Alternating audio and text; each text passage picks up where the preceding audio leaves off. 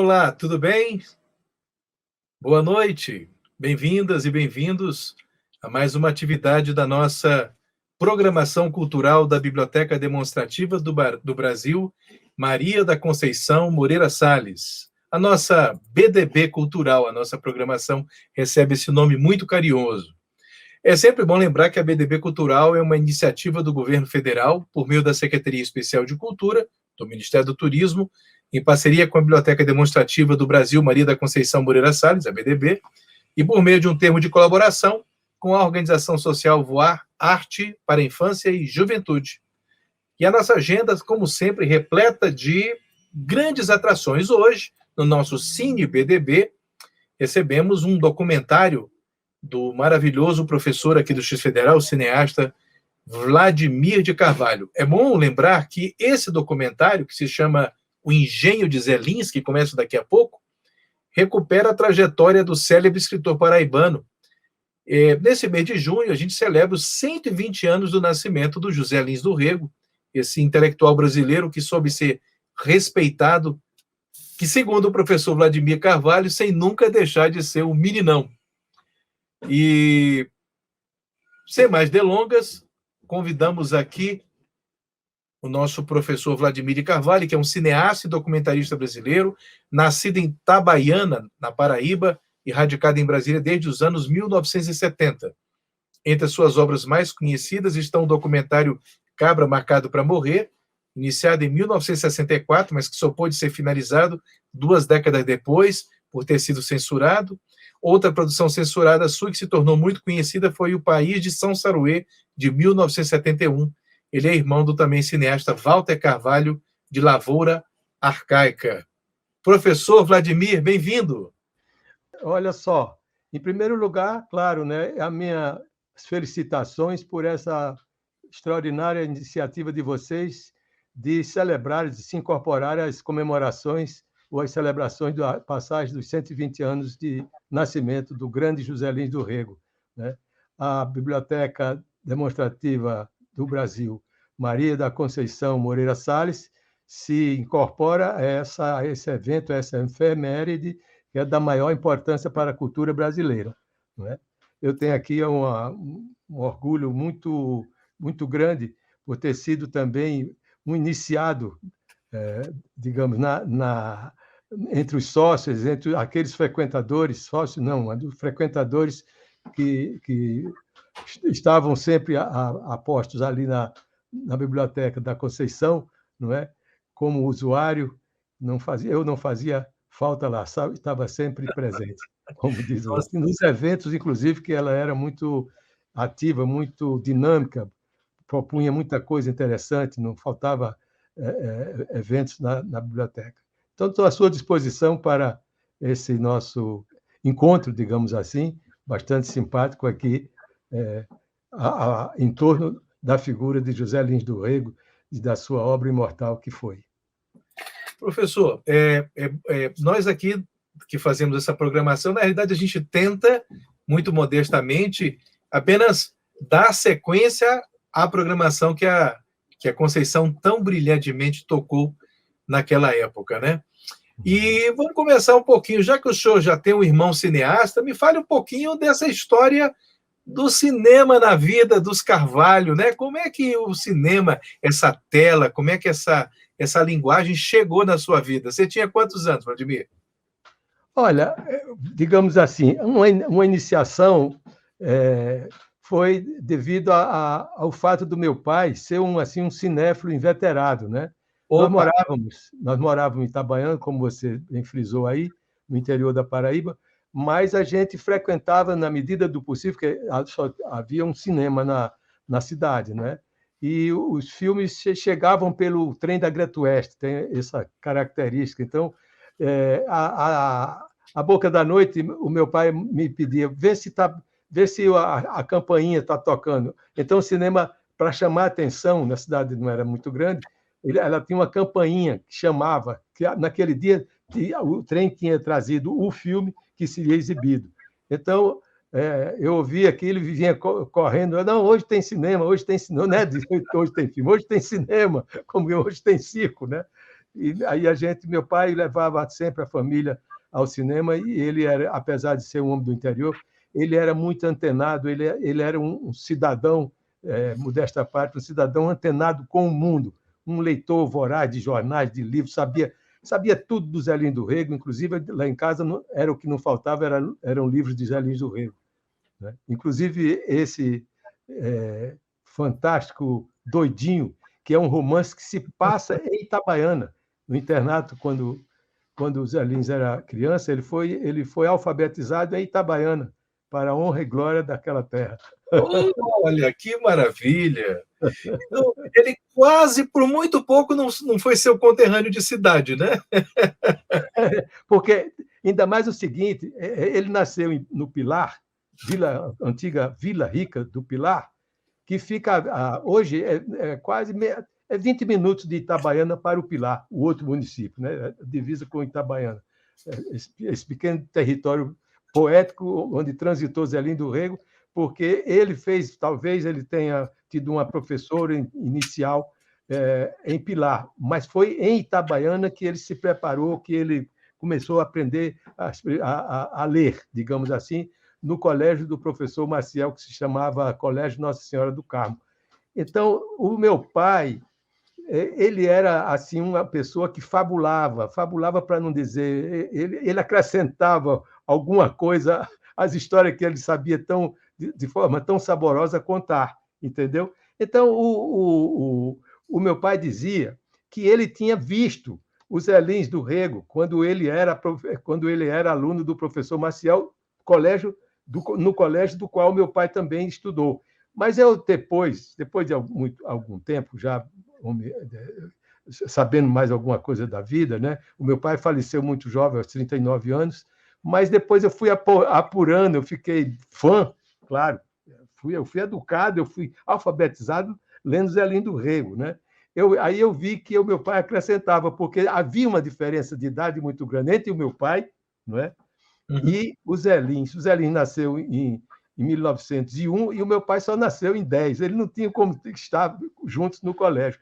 Mas Claro. meu pai contava, por exemplo, a fuga que tem no Menino de Engenho, ou no Doidinho, se não me falha a memória, a fuga do menino do colégio, vai até a estação de trem, toma um trem de volta para o engenho do avô. Isso foi uma comoção.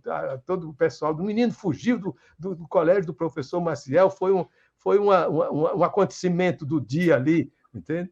E meu pai contava isso como se ele tivesse presenciado, como ele disse, ele furou a cerca, pulou, fez não sei o quê, e chegou à estação e tomou um trem. Então, aquele menino virou, na minha imaginação, um herói, né? Um herói infantil. Né? E então, toda a minha infância e juventude também, porque eu continuei a ler o livro de Zé Lins, o Zé Lins foi uma presença imaterial, digamos assim, na nossa casa. Depois do jantar, quando não existia televisão ainda, né? Eu tenho 86 anos, você por aí tira a idade, isso na década de 40, por exemplo. Então, não tinha televisão e o rádio só ficava ligado até umas 9, no máximo 9h30 da noite, quando o motor da luz, não tinha ainda a Chesf, a São Francisco, distribuidora da energia elétrica, não é? O motor da luz era um motor enorme, uma coisa estranhíssima ali. Então, ele parava às 9h30 da noite e acabou. A energia elétrica, minha mãe já tinha um candeeiro maravilhoso, assim, ela já tinha aquilo tudo preparado, a gente acendia ali e tocava o bonde, entendeu? De forma que essa coisa, eu fui, como se diz, o meu pai me introjetou Zé Lins do Rego desde tenra idade. E depois disso, o seguinte, eu vou contar mais alguma coisa aqui, porque é o seguinte, eu tinha um tio meu que se chamava Francisco Martins, o apelido dele era Dedé, o mesmo apelido que o Zé Lins do Rego tinha quando criança. Você veja, né? E esse meu tio foi, na época que eu tinha 10, 12 anos de idade, ele era o guarda-livro, era o contador do engenho corredor onde o Zé Lins do Rego nasceu. Para aumentar ainda as coincidências e as circunstâncias daquele momento, a minha professora, Dona Marieta, aliás, ela era a grande vamos dizer assim, gestora do seu próprio colégio e dava uma disciplina, acho que era catecismo. E ela tinha ensinado catecismo a José Lins do Rego. E eu tive o privilégio de ser aluno de Dona Marieta, com um piscinê assim, ó, na ponta do nariz, como antigamente aqueles mestres, entendeu? E um dia eu fiz lá um mal feito, que não vale aqui relembrar, e a gente tem que relembrar os bem feitos, os mal feitos, não.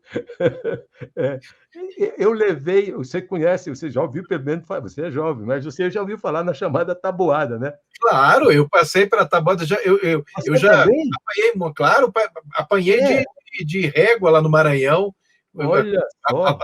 a famosa palmatória, né? Palmatória. Eu fui, assim, penalizado. Ardeu que só as mãos, né? Nas duas mãos, meia dúzia de bolo em uma mão e meia dúzia na outra, né? Então, o Passei por isso Zé no Lins, Maranhão. para encurtar a história, cara, ele foi. Às vezes as pessoas dizem, quando é que você teve ideia? Quando é que você escreveu esse roteiro? Eu digo, esse roteiro vem sendo escrito desde que eu tinha 10 anos de idade. Eu não sabia nem escrever ainda direito. Foi uma coisa assim, claro, eu tenho, dizendo isso, não vou, não é uma coisa do outro mundo, mas pelo seguinte, eu estou agora batalhando meu 10º longa-metragem, né? Estou reunindo material e vou fazer o 10º filme de longa-metragem. 3 desses 10 filmes constituem, porque essas coisas acontecem depois que você faz, é que você vê o que fez, né? A propósito da seguinte coisa, eu sou muito fixado, eu sou um leitor voraz desse período conhecido como o modernismo brasileiro. Eu li Claro. todos, por conta de Zé Lindo Rego, eu li Graciliano Ramos, eu li Raquel de Queiroz, eu li Jorge Amado, e para mim foi a chamada minha educação sentimental, compreendeu? E mais do que isso, lá em casa, os livros não faziam falta, o livro do José Américo de Almeida, que foi quem fundou o ciclo do romance de 30, entendeu? De maneira que eu só podia resultar em fazer filmes sobre esse momento, essa quadra da cultura brasileira, essa coisa extraordinária que foi o modernismo, o início, o pontapé para que acontecesse a modernização, para ficar de acordo com o que acontecia no mundo, para ser também bastante prestando atenção também ao desenvolvimento econômico e social do país, que foi o modernismo, foi a bandeira principal, né? Então, era natural que eu caminhasse para isso. Os outros 2 filmes não deixa de ser uma coisa bastante alusiva. É justamente sobre José Américo de Almeida, chama-se O Homem de Areia, porque o José Américo nasceu na cidade de Areia. E o terceiro, que é um filme chamado Cícero Dias, o compadre de Picasso. É um sujeito que mal despontou aqui no Brasil, né? Em 1931 ele fez uma exposição extraordinária com uma tela maior que daquela época, nunca tinha visto uma tela com 12 metros de largo por 7 metros de altura, compreendeu? Chamado Eu Vi o Mundo, ele começava no Recife. Cícero Dias. Então, esses 3 grandes brasileiros e grandes artistas, especialmente, constituem, dentro da minha filmografia, uma trilogia. E eu fico muito feliz, para voltar ao nosso papo aqui, eu fico muito feliz de contribuir, nem que seja modestamente, com esse filme, e vê-lo exibido na programação de vocês é uma honra sublime, é uma sublimação. Vladimir, a honra é nossa, mas assim, eu fiquei muito curioso. Vamos ver se depois a gente programa um pouco mais para frente para passar o filme do José Américo de Almeida, porque um livro que me marcou muito foi A Bagaceira. Então, assim, eu acho que é um livro fundamental da literatura brasileira, é um divisor de águas no modernismo. Exato, exato. Então, eu acho que contar também, poder ter seu olhar contando a história do. Eu acho que é um escritor que não é muito mais falado. A gente não. A gente, de vez em quando, ainda vê revisitado Zé Lins e tal, mas a gente não vê essa nova geração falado do José Américo, né? Linhares, a gente deve. O Brasil tem um débito muito grande com com todos esses brasileiros, não só os escritores, porque isso é um problema assim basilar, que é o problema da educação, né? A leitura no Brasil, né? A gente sofre com essa história. Buenos Aires tem mais livrarias do que no Brasil inteiro. Sabe esse peso que é a leitura, principalmente. Você registrou essa falha que o Zé Américo fundou um ciclo inteiro com todos esses outros companheiros que vieram depois, né? Foi a partir da Bagaceira, foi como um grito. Né? O romance social de 30, né? Então, mas a gente tem que batalhar muito para que a brasileirada toda tenha acesso a uma educação, né? E o gosto pela leitura, que instale nesse país uma rede descomunal de livrarias, de bibliotecas, principalmente, como é o caso de vocês aí, que estão inaugurando auspiciosamente essa biblioteca demonstrativa do Brasil, Maria da Conceição Moreira Salha, de saudosa memória. Saudosa memória. Pois é, então, olha, vamos ver depois se a gente... Você teria como depois, se a gente conseguir programar aqui, você teria esse link para passar para a gente, o Vladimir, para a gente depois, lá para o final do ano, talvez exibir esse filme? O filme... Do José Américo? A Bagaceira, a gente tinha que batalhar o filme. Aliás, esse filme, A Bagaceira, que se chamou no cinema Solidade, lamentavelmente faleceu há 3 dias atrás, o diretor do filme, o Paulo Thiago. Né? A gente pode até fazer uma homenagem a Paulo Thiago, né? Que nos deixou agora, faz 72 horas atrás, né? O Thiago nos deixou. E ele é o autor de Solidade, que ele chamou assim por causa da heroína, a principal figura feminina da Bagaceira, chamava-se Solidade. E aí ele pôs o nome do filme dele, Solidade, mas é uma adaptação do romance A Bagaceira. A gente passaria a Bagaceira, a Solidade, né? Vamos trabalhar para ver se a gente encontra uma cópia. Eu não tenho visto, mas eu assisti o filme várias vezes, né? E foi filmado lá na Paraíba. Pois é, a gente podia ver isso, e também passar o teu documentário. Eu acho que o teu documentário sobre o José Américo seria... Sim, chama-se O Homem de Areia. O Homem de Areia.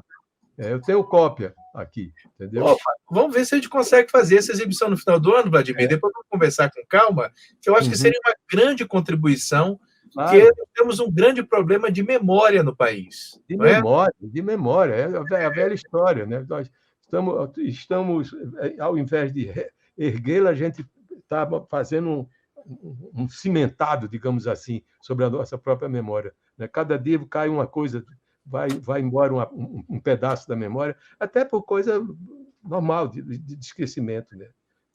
A minha geração, né, no cinema, nossa, mas como tem morrido gente, cara, pelo amor de Deus. Puxa. Não é só pela pandemia, não, é porque já tem idade, né? Eu sou dos mais velhos, né? A minha referência é Rui Guerra, ele tem 90 anos, né? Olha aí. Mas, Vladimir, retomando, aí você tinha um pai contador de histórias, quer dizer, você gostava de um maravilhoso contador de histórias, que era o Zé Lins, e aí o seu pai, para completar, também um grande contador de histórias, o que foi para você, então, uma delícia, né? Então você estava cercado de boas histórias, imagino, convivendo ali com Eurídice, Cangaceiros, Pedra Bonita, Pureza, Moleque Ricardo, quer dizer, todo um universo, Usina, né? Então, todo o Fogo Morto, Buck, né? E vivendo praticamente na mesma região, tudo perto de Pilar, junto, tudo né? junto. Então, assim, né? Aí como é que você já gostava, ia para o cinema, assistia, mas aí quando é que você pega numa câmera pela primeira vez? Isso já foi nos anos 50. No fim dos anos 50, essa história de ler, né? Eu sou um inveterado também, negócio da leitura. Eu não tem dia que não tem metade do dia ficou lendo, né? Então, casado com uma grande escritora, inclusive, né, com a Lucília. Isso, muito bem, Lucília, a minha que, de certa forma, também é minha mestra, compreendeu? Ela me reorienta em muita coisa, Lucília. Mas eu estou dizendo, na década de 50, eu já escrevi, já trabalhava em jornal, escrevia em jornal, né? Críticas de cinema. Então, foi um passo.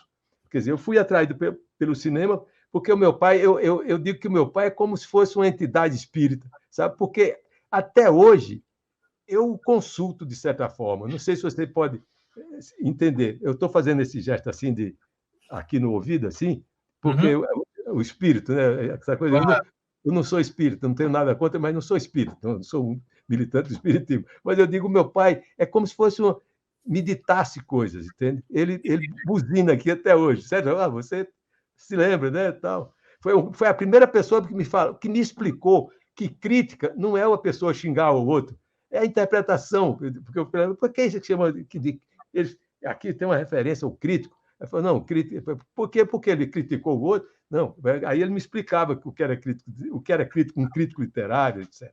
Mas, enfim, eu me tornei crítico de cinema na Paraíba e foi um passo para ingressar no primeiro filme de que eu participei foi o Aruanda, de Linduarte Noronha, né? Porque eu escrevia no jornal, convivi, eu fui aluno de Linduarte Noronha, que era o autor desse filme muito importante no documentário, no curta-metragem brasileiro, chamado Aruanda. E aí ele me convidou para fazer, junto com ele e João Ramiro Melo, o roteiro do filme, e depois eu me tornei assistente do filme. Então, aí eu ingressei no cinema. Mas aí, com o tempo, eu fui adiando. Eu adiei esse filme sobre Zé Lindo Rego durante quase mais de 50 anos. Eu já estava em Brasília quando fiz. Né? Tem 50 anos que eu vivo em Brasília. Mas eu fui... Aquela coisa era uma exigência, sabe? Você entende? Você faz um poema, enquanto você não põe aquilo, traz ele para a luz, você não sossega. E assim foi. Essa coisa do Zé Lins, como outros filmes meus, era uma premência, alguma coisa que fazia uma grande pressão na minha imaginação, na minha sensibilidade. E aí eu ingressei nessa de fazer o filme do Zé Lins. Eu fiquei adiando isso durante anos, né? Mas quando foi em 2001, eu ingressei, vamos dizer assim, no clima do centenário, né? Porque agora é 120 anos, né? Mas em 2001 a Academia fez o centenário, celebrou o centenário de Zé Lindo Rego, e aí eu filmei a sessão de instalação do centenário. Aí ficou assim um compromisso, né? Eu entrevistei as pessoas que estavam naquele momento ali, na hora da instalação, meio que festiva, né? na academia, né?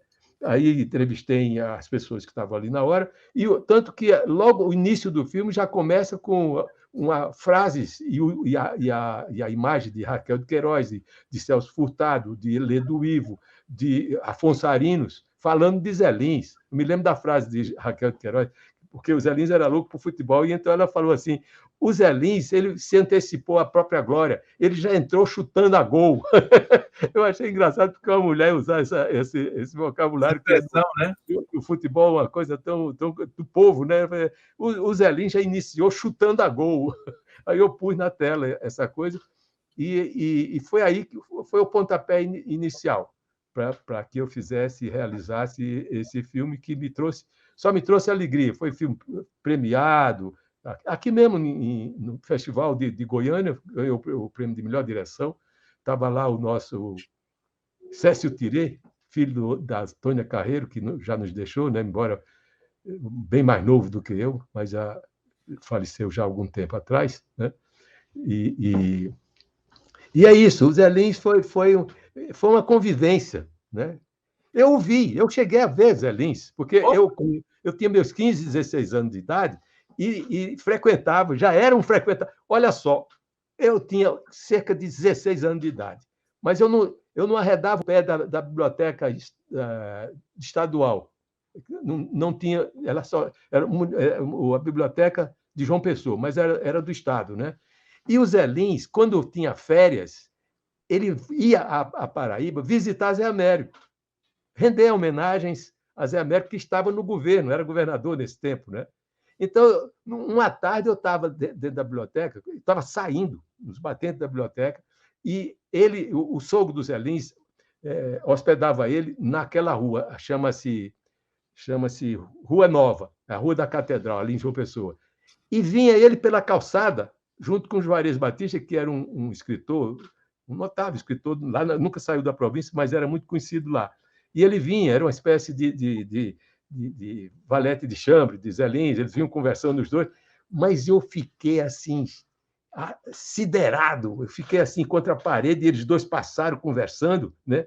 E eu sabia que era Zé Lins, porque a foto dele saía sempre no jornal, né, em João Pessoa, ele deitava falação, ele dava entrevista e tudo, porque aquela hora, era uma coisa de uns 5h30 da tarde, 6 horas, ele ia, era fim de expediente, e ele ia exatamente encontrar José Américo de Almeida no Palácio do Governo. Era sabe, vai tomar o chá dele lá, o café deles, né? Conversar, né? E ele render homenagens ao mestre dele, que foi Zé Américo. Né? Poxa, Embora ele tenha muito a Gilberto Freire, né, que foi quem o iniciou. olha, a conversa está maravilhosa, a gente consegue ver que a gente vai assistir um documentário de alguém apaixonado, alguém com uma intimidade pelo personagem retratado do documentário, e aí a gente já está chegando ao final. Eu queria te perguntar, Vladimir, Sim. o que as pessoas podem esperar do documentário que vão assistir daqui a pouquinho?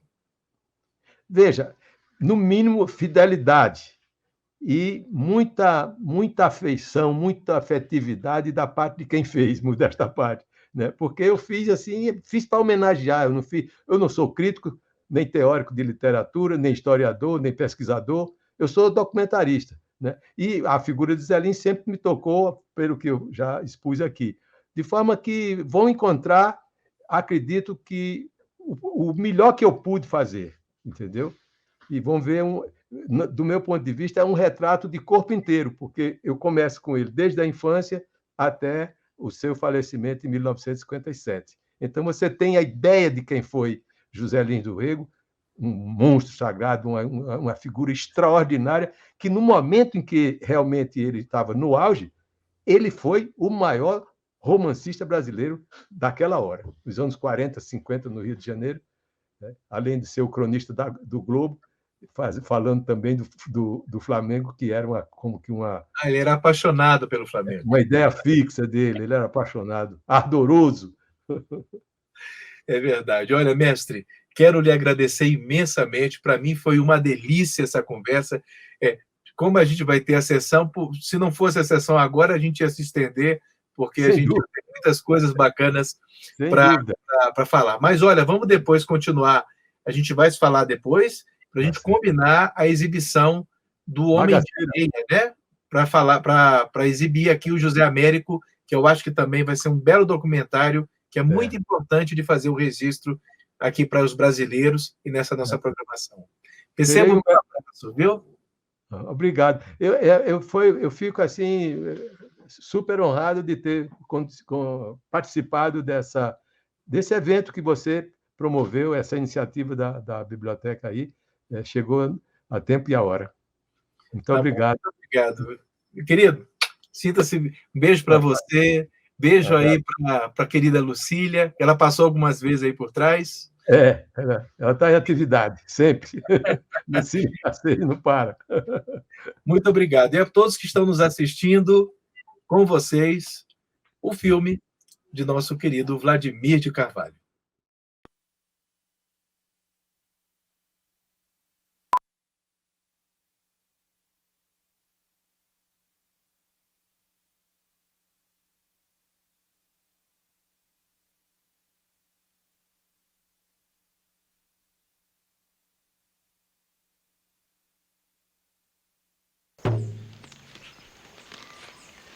A estrada passava ao lado da casa grande, caminho de terra sombreado pelas árvores, por onde transitava o povo dos engenhos. Um dia, eu andava pelo mato, ali perto, em busca de ninhos de passarinhos e dos cajus que maduravam, quando ouvi um ruído forte e vozerio. Vinha pela estrada um zabumba a bater. Todos correram para ver o que era. Vi então um homem todo amarrado de cordas a carregar uma cruz, com outro de chicote na mão, batendo nele. Uma mulher de cabelos compridos, ajoelhada, chorava aos gritos: "Não mate meu divino filho." Trazia o homem coroa de espinhos na cabeça e corria sangue do seu lombo nu. "Não mate meu divino filho." E o zabumba batendo. Quis correr do lugar e não pude. As minhas pernas estavam enfiadas no chão. Quis falar, não tive voz. Sei que a minha tia Maria me carregou do lugar e perdi a fala. Deitaram-me na cama. A cara do homem ensanguentado e os gritos da mãe em agonia me ficaram para sempre. Não saía da minha cabeça aquele quadro. Foi neste dia que me apareceu a asma, a falta de ar, o puxado, como é chamado pelo povo, e que foi a desgraça de minha vida de menino. José Lins do Rego Cavalcante. Onde nasceu? Pilar, Paraíba do Norte, no Nordeste do Brasil. 3 de junho de 1901. Em menino, eu senti muito próximo a presença da morte. Em relação a si ou em relação a pessoas Não, queridas? em relação a um primo, que era como se fosse... Um irmão? Não um irmão, um pai.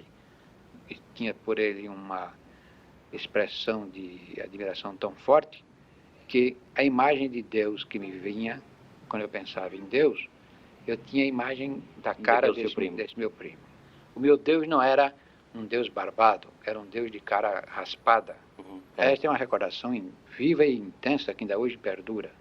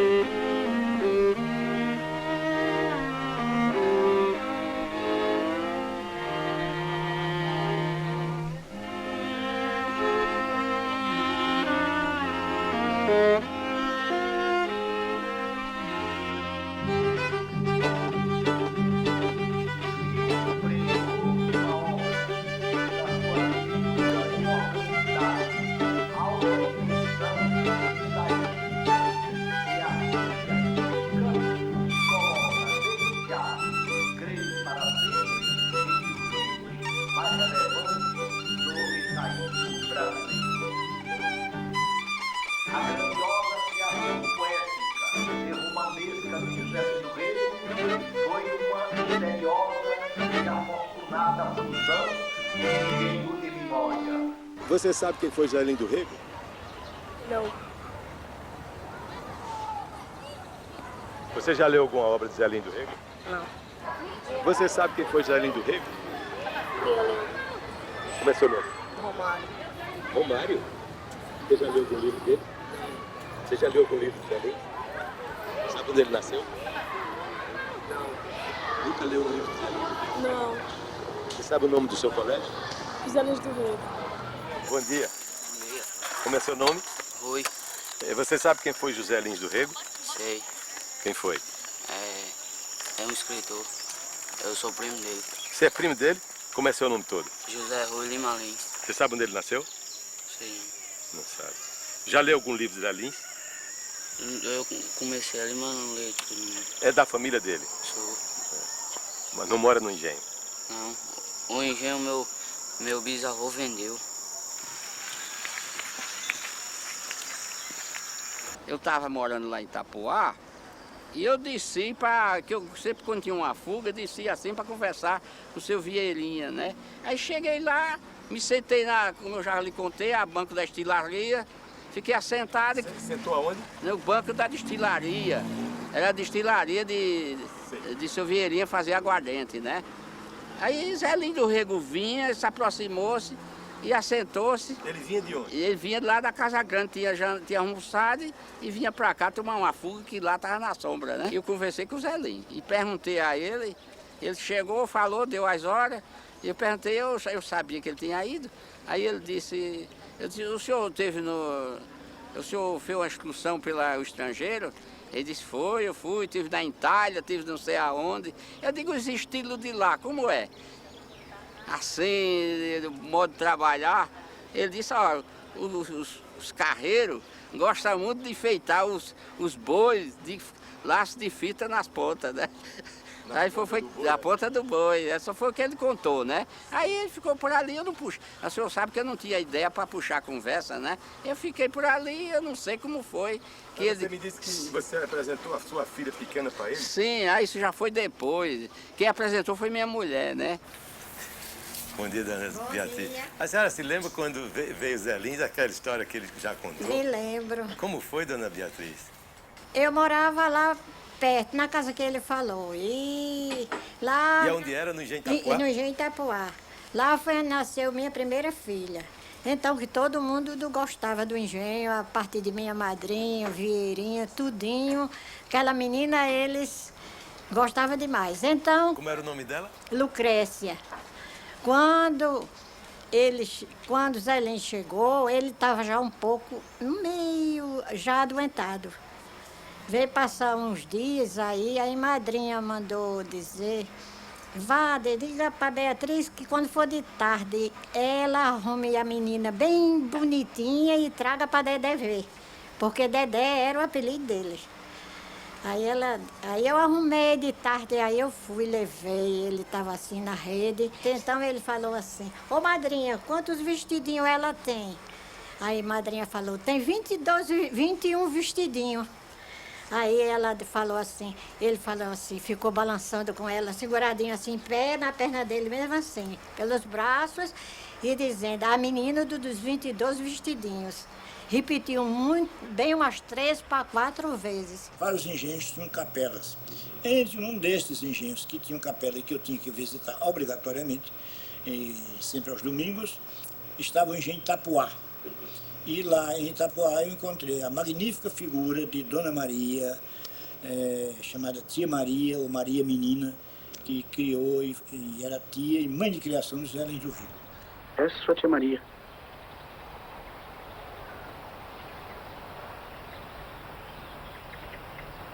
Aquele é seu avô. Vá falar com ele. A minha madrinha era muito bonita. Ela era também muito boa, muito amiga de todos, dos moradores dela. Ela tinha a maior dedicação com todos e era uma pessoa Como ótima. Ela era fisicamente? Ela era numa estrutura dessa menina aí, mas muito bem feita, muito bonita, muito arrumada. Minha madrinha só vivia arrumada. Ela só vivia nos trinques. Eu estava tomando café com ela. Às vezes me botava na cabeça da mesa, às vezes ela quem ficava na cabeça da mesa. Uma mesa grande, senhorial.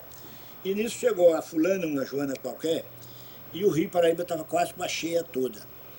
E ela perguntou, você como foi que atravessou o Rio Paraíba lá do outro lado para vir para cá, mulher?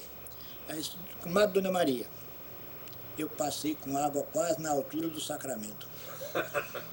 Sacramento já dá para entender, né? Quer dizer, a maneira como respeitosamente se tratava aquilo com o nome de O Sacramento. Então, Dona Maria tinha essa memória viva e contava tudo. Contando tudo, eu aproveitei para saber alguma coisa a respeito da vida de Zé Lins do Rio. A vida sempre me preocupou muito, desde a mais tenra infância, porque sem ter tido mãe, tendo a minha mãe morrido com apenas o filho com 6 meses de idade, eu sempre senti uma ausência, e essa ausência era uma coisa terrível na minha formação. Sempre tive essa angústia de não ter tido irmãos, de ter sido só. Era uma criança frágil, saúde frágil, tinha aquela crise, havia crise de bronquite, ou sei lá, de tosse, de puxado, e ela tinha um cuidado especial para, evidentemente, o menino não piorar da situação em que tinha. Com aquele carinho que já frisei, de que ela se sentia quase mãe duas vezes dele, mãe porque ele não tinha mãe, e mãe porque passaram a criança para ela ser a mãe. Então, aquilo fez desdobrar, multiplicar o carinho, o zelo e o interesse, não diria que chegou ao excesso, mas ela vigiava o quanto podia. O menino, por sua vez, peralta e meio, diria, burro, curto de inteligência. Então, ela referia, olha, o José não queria saber de ler, ou não queria aprender a ler. Botei na escola com a nega Salomé. A nega Salomé chegou a se alfabetizar primeiro do que ele. Só que depois, quando aprendeu a ler mesmo, realmente, ele lia tudo. Ele vinha de férias para lá, para Itapuá. Era medonho, muito impossível. Papai dizia que era impossível, que era medonho. Era? Era. Tem alguma história dele, assim, que a senhora se lembra? Só que ele falou assim, que o Miné, o apelido de meu pai era Miné. Hermenegídio o nome dele, mas o apelido Miné. Ô Miné, tu quer que eu faça um discurso falando sobre quê? Aí ele se trepava em qualquer monumento, uma coisinha altinha que tivesse. Aí papai disse, você quer ser um menino para me aperrear? Ele ficava sempre em volta de papai. Aí dizia, ô menino para me aperrear. Então, o que é que você quer que fale? Quer que fale sobre Rui Carneiro ou Getúlio Vargas? Papai dizia, fala sobre Getúlio Vargas. Disse que ele falava tanto no mundo. Falava. Papai disse que disse. Aí papai, como naquele tempo não tinha meio de se expressar melhor, disse, esse menino vai dar para coisa. Papai dizia. Quando era miúdo, o que é que ambicionava como profissão? Maquinista de estrada de ferro. Admirava muito os trens que passavam do outro lado do rio e eu admirava profundamente esses tipos. Inclusive um que chamavam de Chico Diabo, que era um preto de muito nome na estrada de ferro, pela sua perícia e mania de velocidade que tinha em dar aos trens. Era uma admiração mais do que um desejo, era admiração por uma coisa que me parecia extraordinária, que era ver uma máquina, aquilo que andava sem animais, andava sozinho. Nesse tempo não havia automóvel ainda. Ele era estabanado, sujo, desajeitado, a roupa suja, não mudava, tirava as botinas e o cabelo degranhado, não mudava a roupa, não tomava banho. Era um tipo assim, um tipo diferente. O esposo de Ana Maria tinha também uma vigilância maior, porque o próprio rio cheio, mas aquele cheio apresentava um perigo. Então o Paraíba, quando vinha, era bravo. Ele descreve isso, né? As cheias do Paraíba. E não deixava ele se relacionar com a molecada. Com a molecada do engenho, porque então aí era o outro perigo. Não era o da voragem das ondas do rio, mas da onda da safadeza, né? Das neguinhas que ele passava, das primas que ele ficava olhando as coisas, etc. As coisas como? As roupas menstruadas das meninas, que aquilo para ele era um deslumbramento. Então, as primas do Recife, que ele relaciona, os nomes. Maria Emília Vieira Cavalcante. Qual é o seu parentesco com José Lindo Rego? Prima. Ele era sobrinho da minha mãe. E como ela se chamava? Maria Lins. Era a tia Maria? É, tia Maria. E como ele era? Como era ele como menino, assim? Como é que ele se comportava? Como era que era ele? Ele era impossível. Era interno no colégio de Itabaiana, ele. E mamãe arrumava a mala dele, tudo. E ele ia embora. Quando era nas férias, ele voltava com a mala, não é?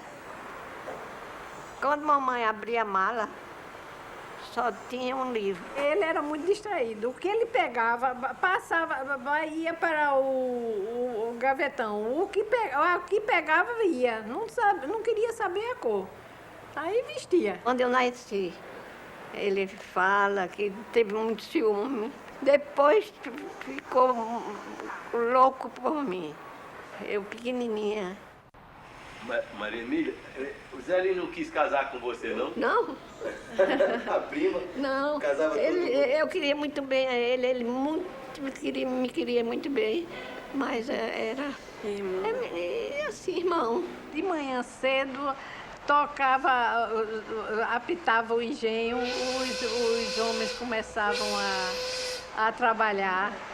Depois fazia aguardente, moía algodão, descaroçava algodão. Era muita coisa e o engenho, o açúcar.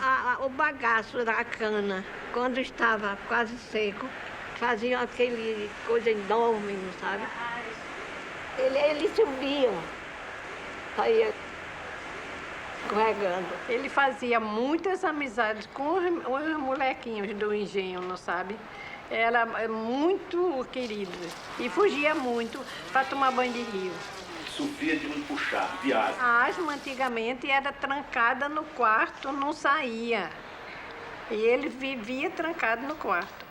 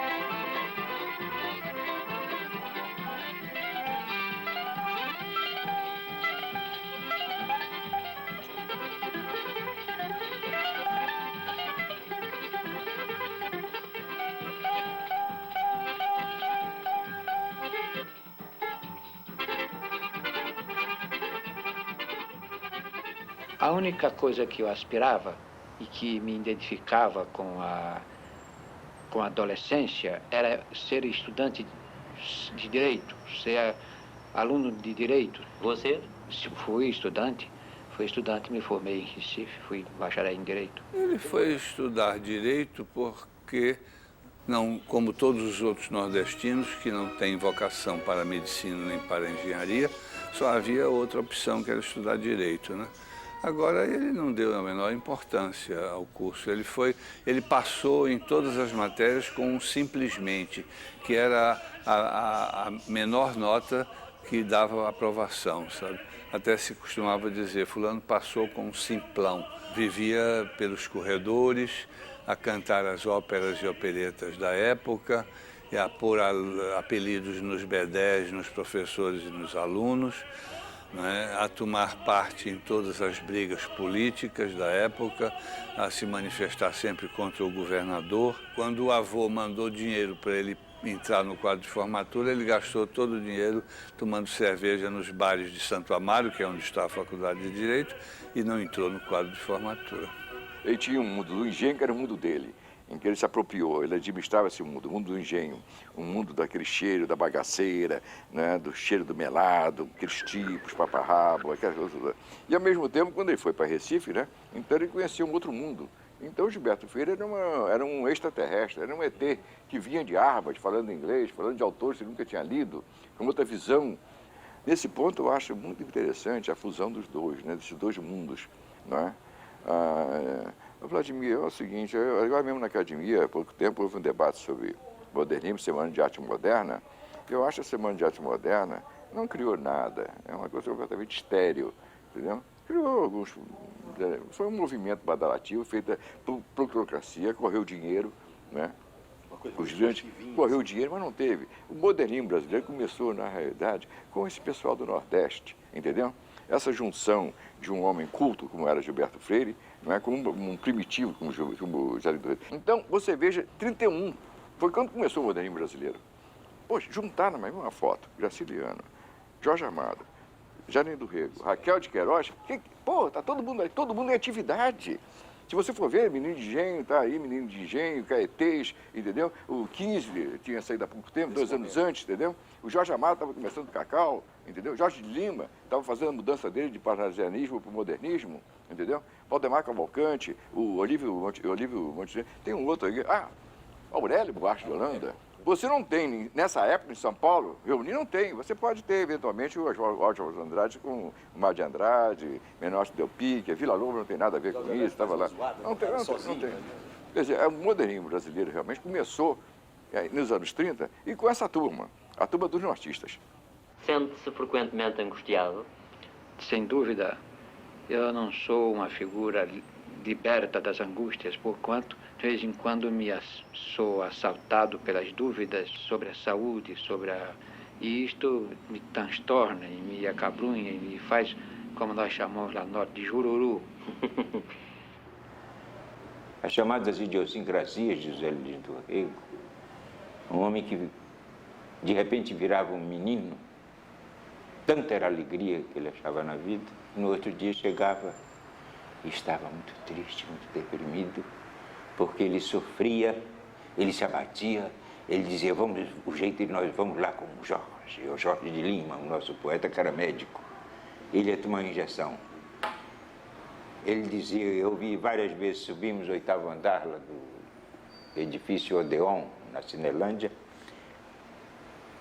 e Zerim chegava, avisava o Jorge Lima que já estava para aplicar a injeção no outro cliente, vinha com a mesma injeção, aplicava no Zé Lima. Pronto, já tá bom, vai embora.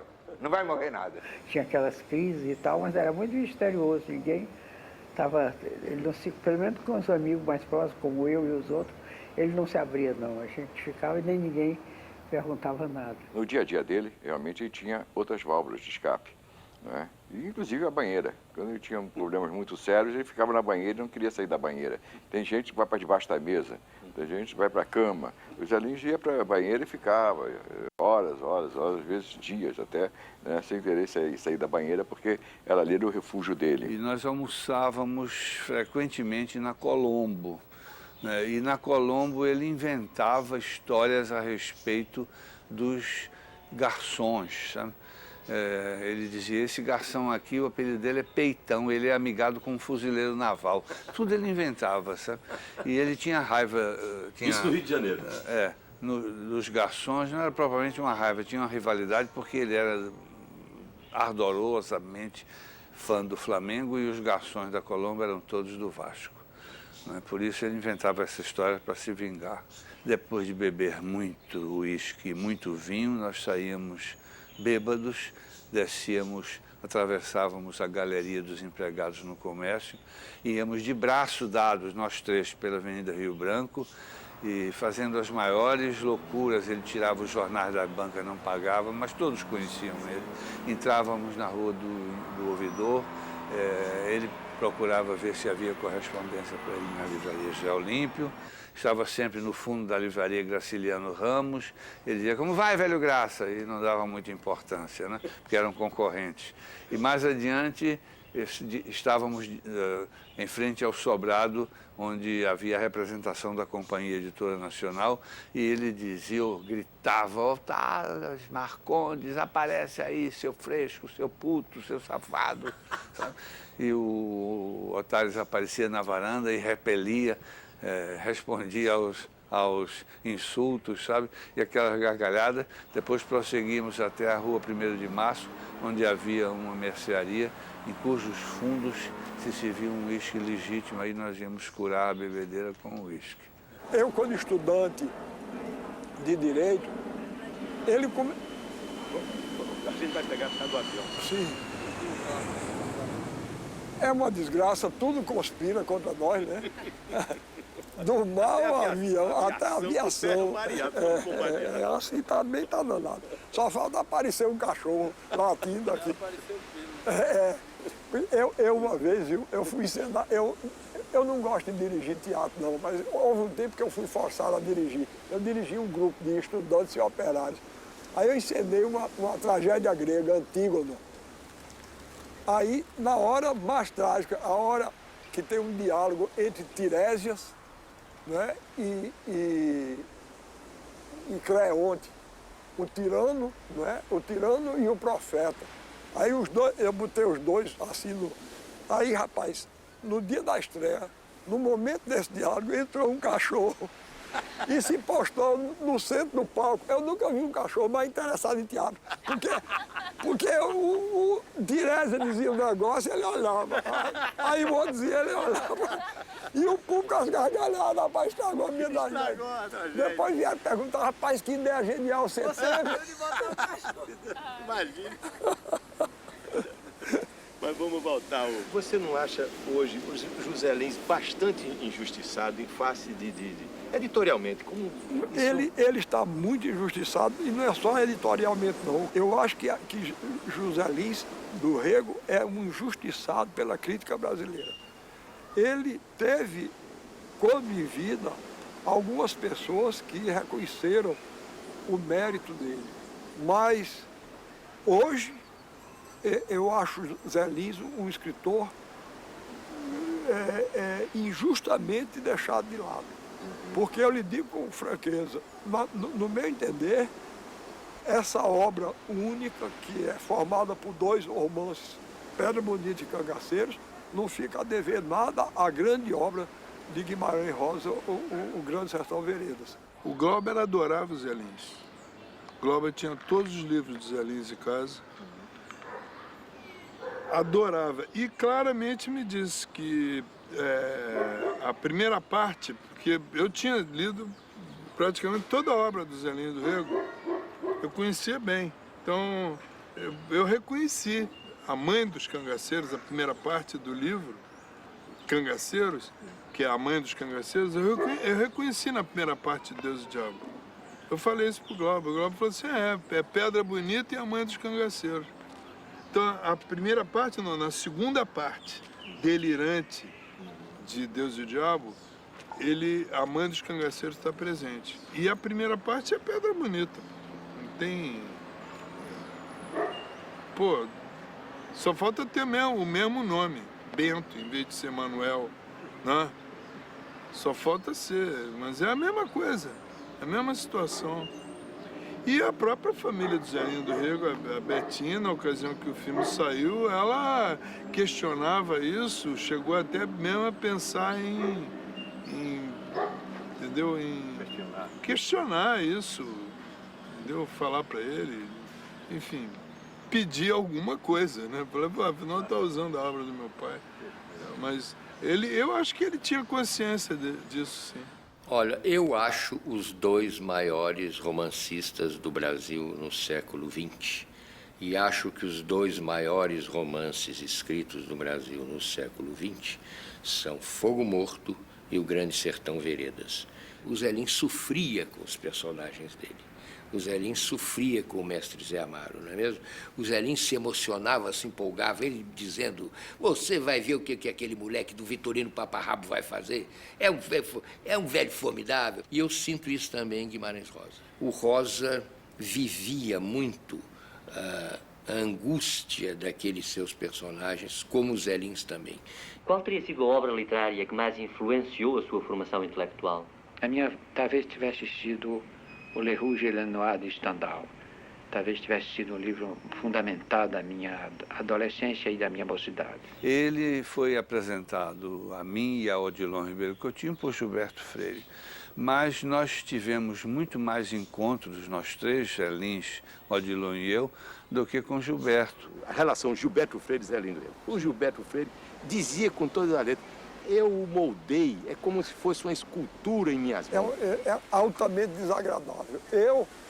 Inclusive, uma coisa eu disse, como escritor, eu prefiro José Lins do Rego a Gilberto Freire. Perfeito. Tá certo? Se foi ele que moldou, José Lins do Rego, Por que é que Dona Sinhá e o filho padre não chegam nem perto de Pedra Bonita e Cangaceiros? Ou de Fogo Morto? Ninguém sabe o que é. Ninguém sabe nem o que é. Que título é esse? Não é? Não é verdade? Quer dizer, ele não sabia escrever um romance. Agora, Zé Lindo Rego sabia. O Zé Lindo Rego, no meu entender, foi muito mais longe. As Muito últimas mais frente, consequências, muito mais na do ponto de frente. vista da injustiça social, por exemplo. Muito mais na frente. Talvez até sem querer. Mas ele, como denúncia, os livros de Zé Lindo vão muito mais adiante. Muito mais adiante. Gilberto Freire era um grande escritor. Tem um livro, o livro dele é um livro fundamental para se entender o Brasil. Agora, uma coisa tem que ser dita, é que ele só pensou no negro que morava na Casa Grande. Ele nem pensou na senzala e muito menos no eito e ainda menos no quilombo. Quer dizer, o negro dele é o negro doméstico e domesticado. No caso do Moleque Ricardo, eu tenho um fascínio por aquele tema. Eu acho que o Zé Lins, ele teve a oportunidade de ver, quando foi estudante em Recife, o surgimento dos movimentos sindicais, que se deu lá em Recife. E ele registrou isso, documenta isso no Moleque Ricardo. Então eu achei que, sabe, a mim me interessava o personagem Ricardo, entendeu? Me interessava o choque do Ricardo com aquele mundo de onde ele vinha, entendeu? E a volta do Ricardo, a mistura dos dois livros, Moleque Ricardo e Usina, era o que me interessava. O meu filme do Moleque Ricardo terminaria exatamente como acabou acontecendo no Engenho Itapuá. O engenho foi invadido pelos sem terra. E o Moleque Ricardo, o livro, termina com migrantes que passam pelo engenho mortos de fome, que não tem por onde ir, porque tem uma seca danada, e eles ficam em torno, né, do engenho, em torno do armazém do engenho, que é o lugar onde o Ricardo está tomando conta. No momento que ele se vê ali, entendeu, cercado pelos retirantes e ouvindo as crianças gritando de fome e as pessoas reclamando do lado de fora e gente sofrendo do lado de fora, para ele é insuportável aquilo, entendeu? Ele resolve então escancarar a porta do armazém, entendeu? E deixar a malta entrar, entendeu? Para atacar os sacos de farinha, e ele é morto aí nessa situação. Pá, e a farinha sobe, né? E eles rasgam o saco de farinha, enfim, até ela ficar branca. Eu terminaria o filme assim. Esse projeto ficou abortado ali, eu levei para a Embrafilme, e aí o Roberto Farias, que era o diretor da Embrafilme naquele momento, me disse que não haveria chance de se produzir um filme sobre aquele assunto naquele momento. Era na época da ditadura? Era a época da ditadura, aí eu abandonei o projeto. Os aliens têm elementos permanentes, e o Gilberto Freire nem sempre. Ficará mais ou menos como um escritor frustrado. É horrível dizer isso, né? Porque eu admiro. Mas, no fundo, o Gilberto Freire seria o romancista que o Zé Lins foi. Zé Lins admirava, sinceramente. Foi a maior admiração do Zé Lins, foi o Gilberto Freire. Não há dúvida nenhuma. Era o deus dele, né? E o Gilberto Freire se colocava um pouco assim como o dono do Zé Lindo Rego. Zé Lindo Rego existe porque eu existo. Se não fosse eu, Zé Lindo Rego seria um autor de subliteratura. Não é bem assim. Eu comparo muito o papel de Gilberto Freire em relação a Zé Lins do Rego com o de Hermílio Borba Filho em relação a mim. Que foi quem primeiro me colocou nas mãos o teatro de Garcia Lorca, por exemplo. E exerceu um papel fundamental sobre mim. Essa mesma coisa teve Zé Lins do Rego. Agora, Hermílio jamais iria dizer que me forjou, me moldou como escritor, o que não é verdade. Né? E ele não diria isso. Mas havia entre eles dois uma coisa, vamos dizer assim, uma amizade... amorosa. Eu definiria como uma amizade amorosa, como foi a de Montaigne, por exemplo, com Etienne de la Boétie, né? E de vários outros intelectuais, né? Ao longo da história. Houve dois santos da igreja, São Basílio Magno e São Gregório Nazianzeno, que diziam que eles eram uma alma só em dois corpos.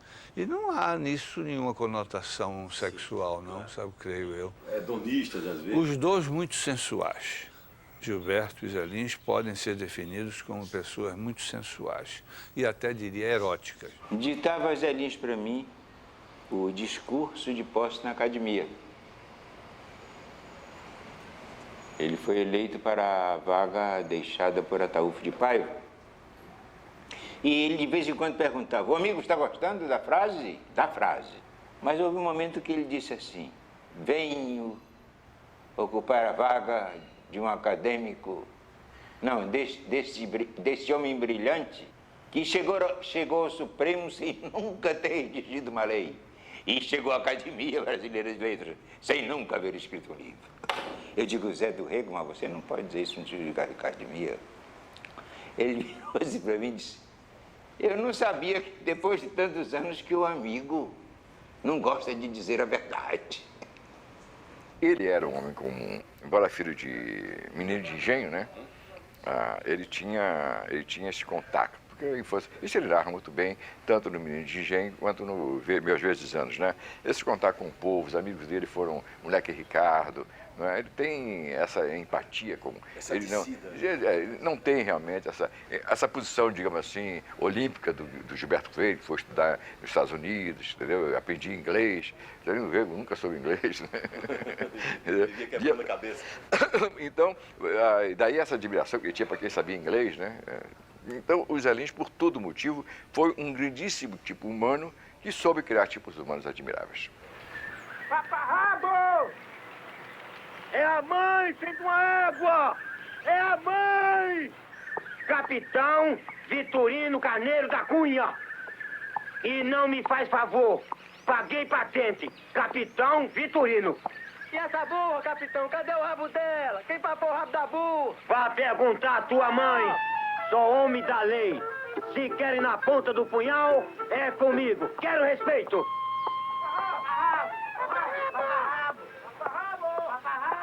É a mãe! Conta-se que Adhemar de Barros vivia muito marginalizado pelos intelectuais, não é? Porque não era uma figura das mais simpáticas, não é? Adhemar de Barros era o Paulo Maluf da época, não é? Mais ou menos.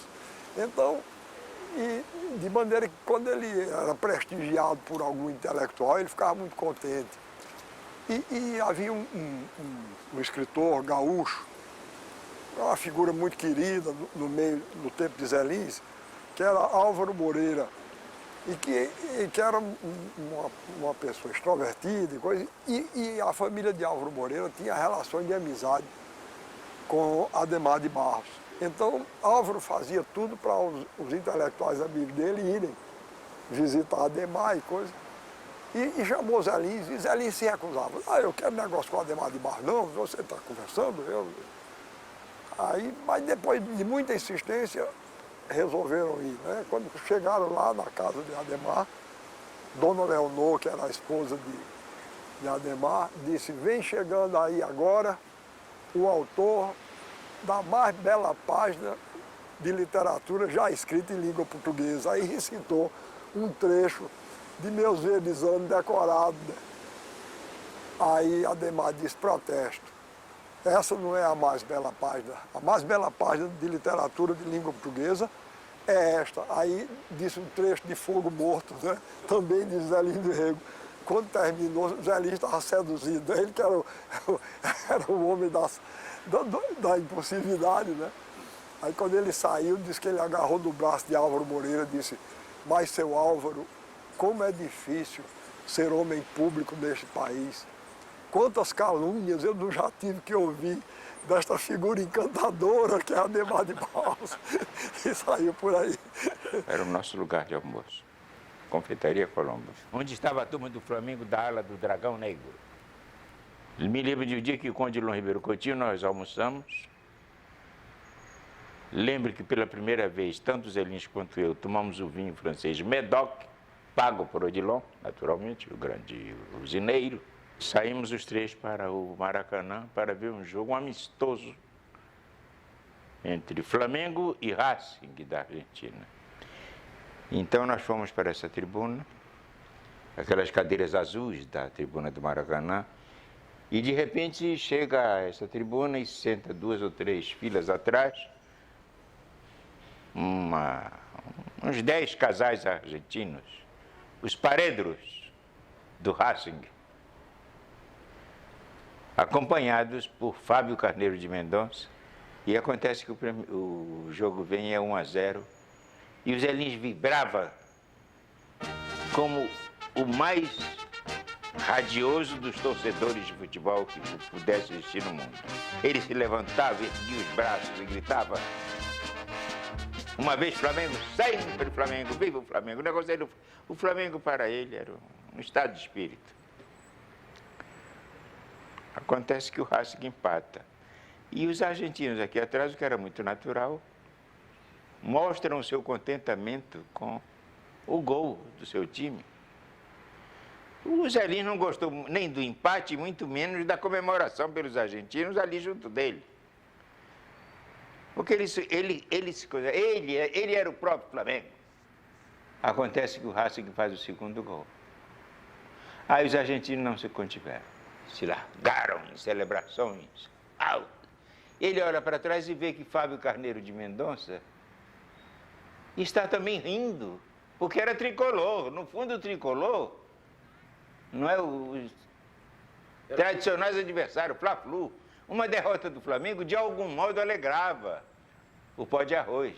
O Zé Lins se vira para ele e diz: ô Fábio, eu sempre já soube que tu davas, não sabia que tu estava dando para argentino. Vencer, vencer, vencer, uma vez Flamengo, Flamengo até... A loucura dele, ele não me perdoava, eu sei, não é?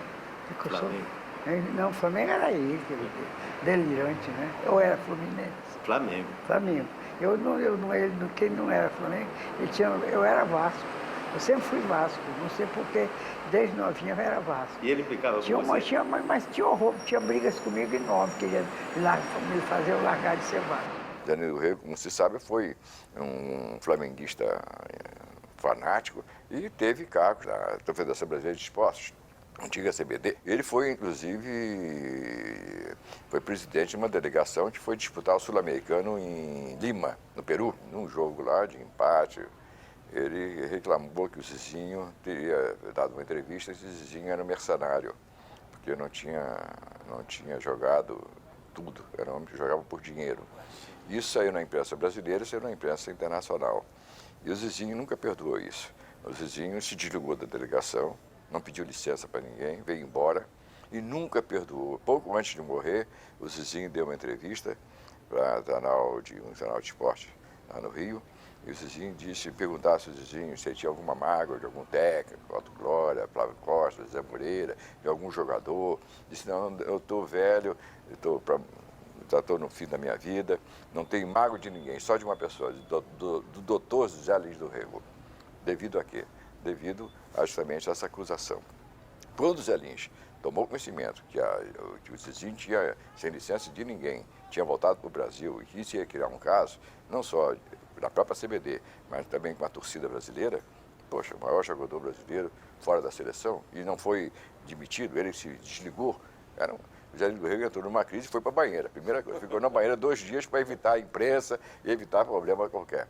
E agora o Zé Lins era reincidente, porque ele não aprendeu, ele já tinha feito isso. O Jair Rosa Pinto, outro grande jogador, esse do Flamengo. O Flamengo tinha perdido e ele entrou no vestiário para dar um abraço de solidariedade. Quando ele abraçou o Jair ainda estava com a camisa 10, né? Ele viu que a camisa estava seca. Ele apalpou o Jair e disse: mas você não suou a camisa? Saiu do campo, 90 minutos correndo e você não suou a camisa? Aí tirou a camisa do Jair, levou para a Galeria Cruzeiro, montou num carro, montou no capô de um carro e fez um comício enquanto o Jair queimou a camisa do Jair, para provar que a camisa não estava molhada. Quer dizer, o Jair também era um mercenário, não tinha suado a camisa. Olha, esse homem é um homem extraordinário. É um homem extraordinário que precisa... Ele, se não fosse romancista, seria um grande personagem de romance.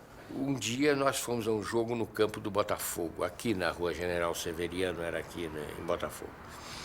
E o Flamengo deu maior vexame, porque eu não me lembro o que aconteceu. Aí o time do Flamengo sentou em campo, sentou se recusou a terminar o jogo, os jogadores sentaram em campo e o Botafogo, que estava ganhando por 5-2, se eu não estou enganado, foi declarado vencedor porque o vencido sentou em campo. Não sei se foram os jogadores expulsos ou qualquer coisa. Foi um vexame completo. E eu, com os velhinhos, nós íamos saindo e saímos por dentro da social do Botafogo. Mas aí veio um daqueles arruaceiros, como sempre, e de repente deu um tapa assim, atrás, na nuca, não machucou, mas deu um tapa no Zé Lins. Aí o Zé Lins virou para ver o que era, que estava agredindo ele. Nessa hora fechou o tempo e eu me vi no meio de um rolo completo, não sabe? Alguém me agarrou pelas costas assim. E eu, sem saber quem era, né? Porque fiz assim, para me livrar do sujeito que estava me agarrando pelas costas. E no que eu fiz assim, a minha mão pegou no dente dele e deu um talho aqui. Aí, muito bem, acabou a briga e tal. Eu fui para casa, eu tinha 15 anos, né? Com a mão assim, disfarçando e tal, mas com um talho na mão. E meu pai viu. O que foi isso na sua mão, filho? Não, papai, foi uma briga lá, uma bobagem e tal. Mas que briga? Como é que foi? E eu disse, não, foi assim e tal. Contei para ele. Ele disse, mas não vai mais ao futebol.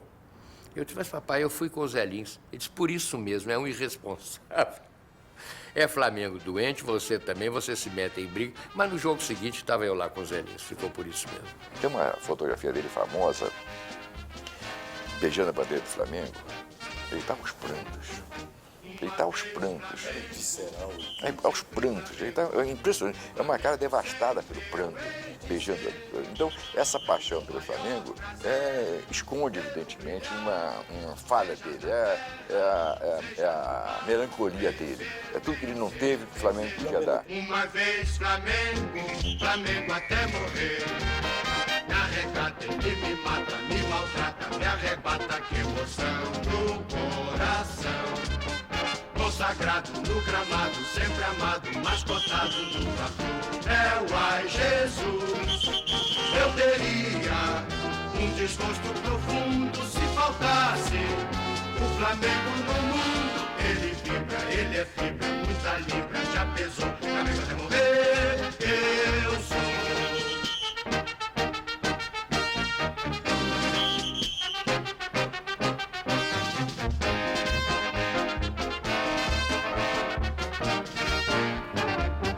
Uma vez Flamengo, sempre Flamengo, Flamengo sempre eu hei de ser. Ele descia muito e ia brincar com esse menino. Às vezes o dono do barracão saía, ia para João Pessoa, e ele ficava tomando conta do barracão, o rapazinho. E a arma estava pendurada em cima. Ele foi e tirou a arma, não sabia que estava armada com a bala e atirou nele. Mas ele não morreu logo, não. Meus avós estavam lá, não souberam de nada. Abafaram? Abafaram, não souberam nada. Ele tinha consciência dessa morte? Ele sabia disso que tinha acontecido? Ele era tão nervoso. Era uma coisa demais mesmo. E você acha que foi devido a isso? Eu acho que sim.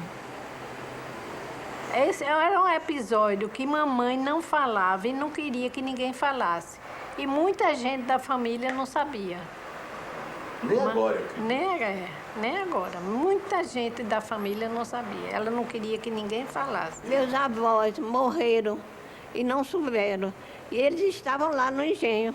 Os dois. As pessoas fizeram de forma que ele não tomava Eles não souberam, não. Para proteger eles dois. Mas o rapaz foi logo para Pilar. Mamãe arranjou lá o papai e mandaram ele para Pilar. E lá ele morreu. Essa história meu pai guardava em 7 chaves. Ele nunca falou para a família, para os filhos, para os amigos desse acontecimento.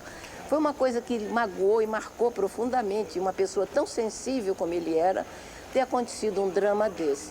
Tanto que a família escondia isso, a própria tia Maria, os outros.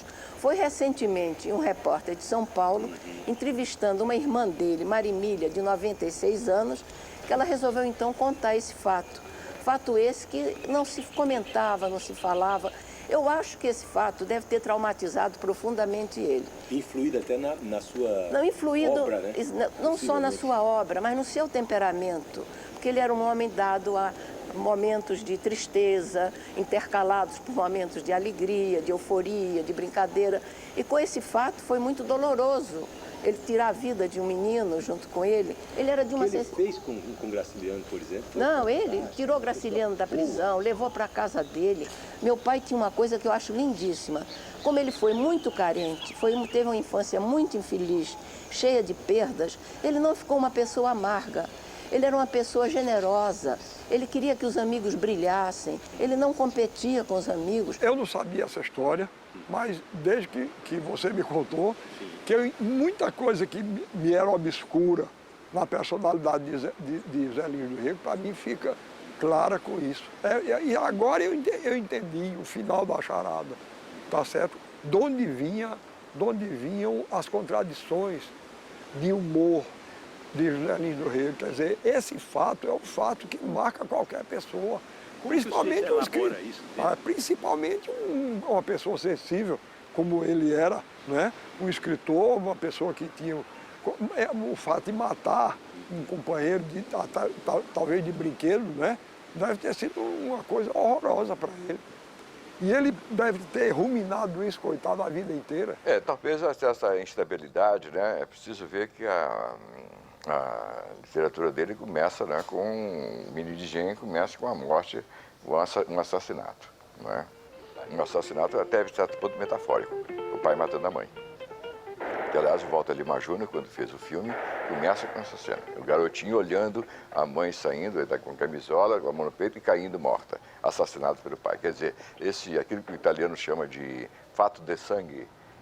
Houve um fato de sangue na vida do Zé Lins. E esse fato o marcou. Agora, de tal maneira ele está inocente, entendeu? Que ele não entrou, digamos assim, não fez moça nele. Apenas deu a ele uma certa instabilidade emocional.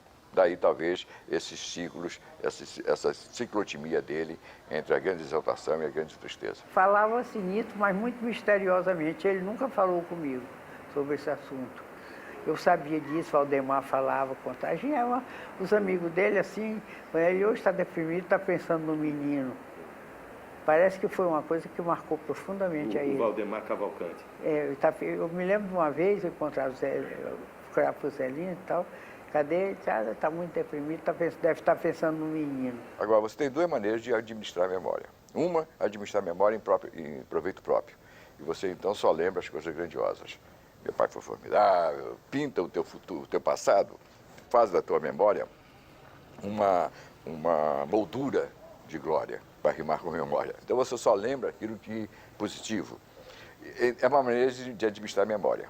Agora, um homem como Zé Lins do Rego, né, profundamente inteligente, sentimental, humano, sobretudo humano, uma grande humanidade, ele quando apela para a memória, quando vai administrar a memória dele, ele administra a memória negativa. Por quê? As pessoas que não existem mais, Bandeira, né? Onde estão todos eles dormindo profundamente, entendeu? Onde está a vovó Totônio. Então, tia Mariazinha do Zé Lins do Rego, né? O Lula, ele vê que não tem os vilões são simpáticos, fazem parte do contexto, digamos assim, melancólico, de um contexto que acabou. Sobretudo, então isso não quer dizer que seja o negativismo, mas é uma maneira de ver a memória como, não vou dizer que o nostálgico, mas com melancolia. O Zé Lins, então, ele não era nostálgico, ele era melancólico. É uma diferença muito grande, porque a nostalgia é a saudade daquilo que a gente teve que acabou. A melancolia é a saudade daquilo que a gente não teve. Tinha um sobradão. Aquele sobradinho eu tirei muito retrato lá. Ia eu, o cartório todinho, tirar o retrato lá. E eu tirava o canto melhor que eu achava era ali dentro do sobrado velho. Chamava o nome de sobrado velho. Eu não sou nada de lá, mas tive pena de ter destruído o sobrado. Tinha a primeira comunhão no fim do ano. Era uma festa. Madrinha fazia questão de reunir aquela meninada todinha na mesa da casa dela. Maria? Sim, Maria menina, a minha madrinha. Dava aquele lanche enorme. Era uma festa. Não era. Eu me lembro muito. Essas coisas aí eu não me esqueço nunca. E aí a mesa redonda botava toda a comidoria assim. O cara, quando queria, puxava e chegava a mercadoria que a pessoa quisesse, a alimentação que a pessoa quisesse, chegava na mesa redonda, né? Girava? Girava, rodava assim, ficava os pratos tudinho, aí chegava a resto. Se eu queria uma caixeira, vamos passar uma caixeira, vem pra mim, eu tirava a minha, ia pra outra e tal, era assim. O povo fala do senhor de engenho, mas o senhor de engenho não era tão ruim que nem o povo diz, não. A senhora conheceu o seu Zé Ribeiro, foi lá? Foi ele quem chegou lá. Eu já nasci e me criei lá em Itapuá. Foi ele que chegou com uma mala de fazenda para vender, essa máquina de cinema de um lado, passou o filme numa festa. Aí o povo foi se conhecendo. E aí a senhora se interessou? Não.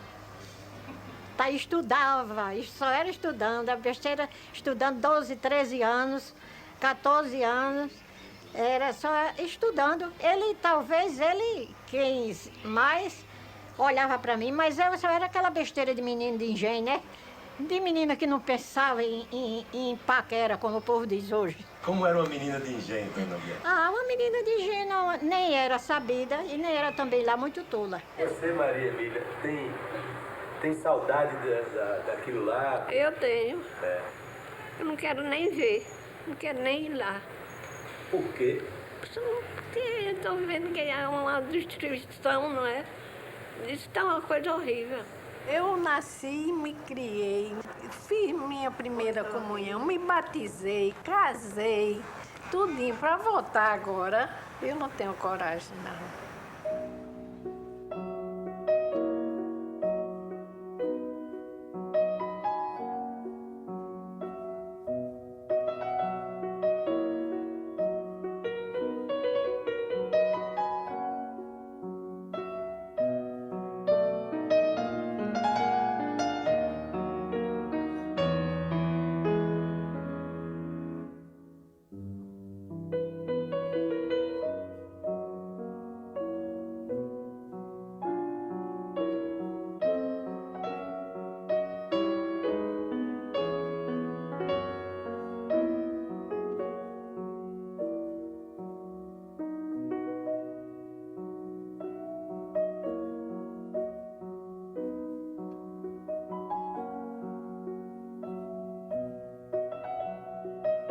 Esse engenho hoje está sem terra.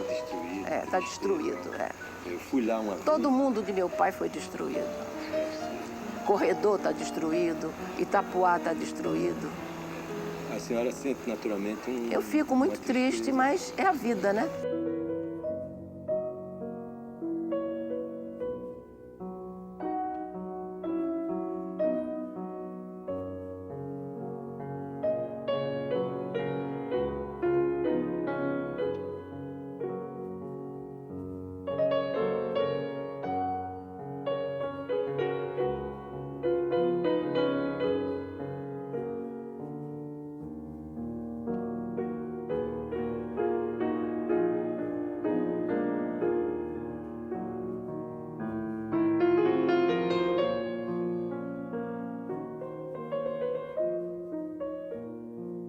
Ele começou, de certa maneira, ele já começou a retratar a decadência, né? Agora, é lamentável que o poder público no Brasil não se aperceba do patrimônio, inclusive arquitetônico, que está se perdendo por aí.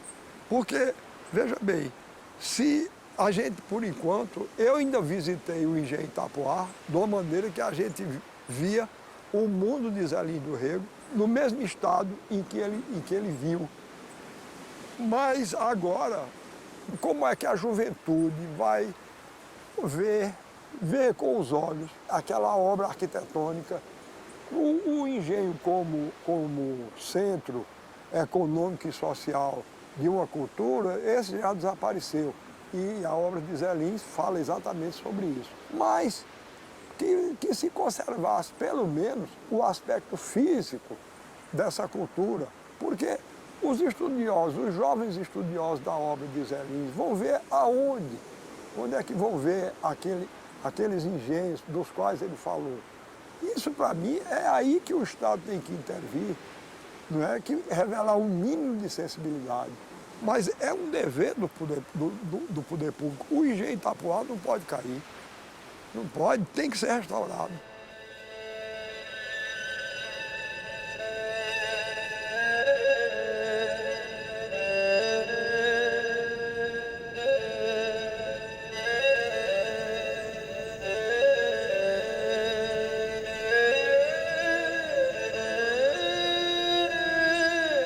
Dia 24 de janeiro de 99, nós, cerca de 131 famílias que vinha recente lá de Pipirituba, nós ocupamos a fazenda Itapuã, aqui nesse local, que era da companhia da usina São João. Aí, quando foi no dia 7, por volta de 2h30 para as 3 horas da tarde, chegou um carro branco, um Gol branco, conduzido pelo administrador daqui, seu Pequinha, né? Nós fomos lá e falar com ele. E nós fomos barrados com mais de 40 homens, armados de pistola R15, metralhadora, né? E o Pequinha, que é o conhecido como Pequinha, mas o nome dele é Moacir Joaquim de Albuquerque, ele assassinou um dos nossos companheiros, que foi Antônio Joaquim Teotônio. Esse aqui com bala de rifle 44. Quando morre um companheiro, é que o INC, né, dá uma de bom para a imprensa, ó, desapropriar a área para os trabalhadores. Por que não fez isso antes?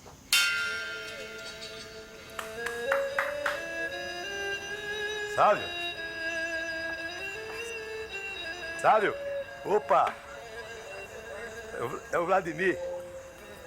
Vamos entrar? Vai ser. As emergências, você sair de casa de madrugada para tomar um café, é combate, pronto, o fogo, pronto. Você já está com café na sua mesa. Em 2 minutos você esquenta, já está fazendo, porque você... Ali é a sua panela. Fazer feijão, aí faz o feijão disso aí. Mas aí eu como 2 dias e depois jogo fora, porque claro, não consome tudo, né? Claro. A gente pode ir, viu? A gente pode passar para o outro cômodo aqui. Tu sobrevive, a tua atividade principal hoje, qual é? Assim. Vladimir, eu estava fazendo dedetização, mas o médico... Estava fazendo? Dedetização, eu estava com uma firminha de dedetização, filme individual. Mas o médico me proibiu de mexer com veneno, porque ataca o sistema nervoso. Né? Sistema nervoso? Walter, ele andou nos colégios, vendo a infância, vendo porque ele queria um personagem que tivesse uma relação de identidade com Zé Lins, que tinha sido vítima de um assassinato do pai matando a mãe. Certo. Então ele queria uma criança que expressasse tivesse esse sentimento. Que Walter encontrou esse amargo que ele procurava na infância, na especificidade de Sávio, né? De Sávio. Exato. O menino dos olhos tristes, como o pessoal da imprensa rotulou, né? Esse é o menino dos olhos tristes, foi escolhido o ator do menino de gente, sabe? Hoje, que idade você tem, sabe? 52. Essas listas sobre o roubo que hoje. Se a gente está filmando agora, ninguém está mexendo com o filme. Mas... Não, eu queria que você não incomodasse, porque a gente está trabalhando, a gente está fazendo um filme aqui. Ninguém está aqui para o nome dos assaltantes que lhe assaltou aqui, era bom. Não tem não. Isso aí aconteceu, foi tudo em decorrência dessa sintonia, que é ligada na minha cabeça desde muito tempo. Como é essa sintonia, sabe? Aliás, você me mostrou aqui. É o mesmo processo de mostra aí.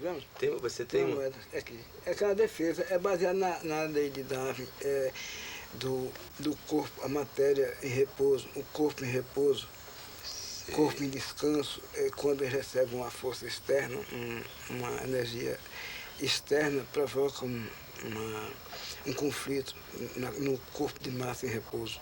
Sim. Parece que você também usa proteções. São defesas.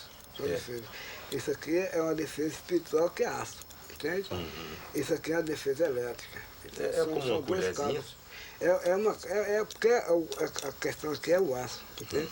Porque o aço, ele defende a espiritualidade, entende? Sim. É contra as coisas, espíritos imundos, como diz Allan Kardec. Aqui tem uma corrente elétrica programada, que eu programei, entende? Eu fiz uma corrente elétrica programada no meu pé direito e no meu pé esquerdo eu aterrei, entende? Isso é um ferro que você pode encontrar no poste. Isso aqui é ferro. Isso aqui você não tem aquele terra no poste? Eu sei. Isso aqui é um terra.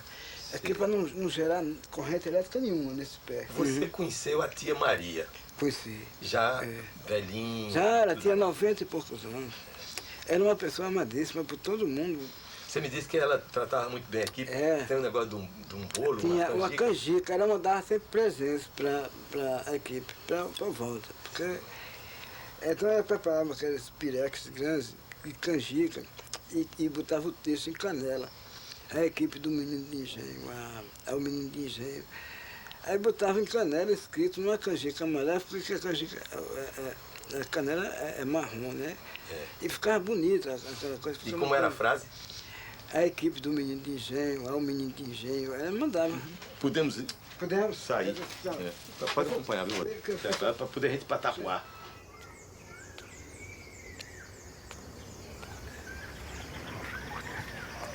Ô, sabe, aqui, onde a gente está, você se lembra em qual desses arcos foi a filmagem quando você chega? A filmagem foi aqui, nesse arco. Nesse aqui? Carlinhos, que é isso? Acabou. Bom dia. Tá bom? Tudo bom. A criançada aí toda, seu neto? Você sabe? Ali, ó. Sim. Eu acho que era ali que tinha o sobrado do André Vital de Negreiro. Sim, era ali, destruído. Acabou, não tem mais nada, não tem nenhuma marca, nem excesso de corpo.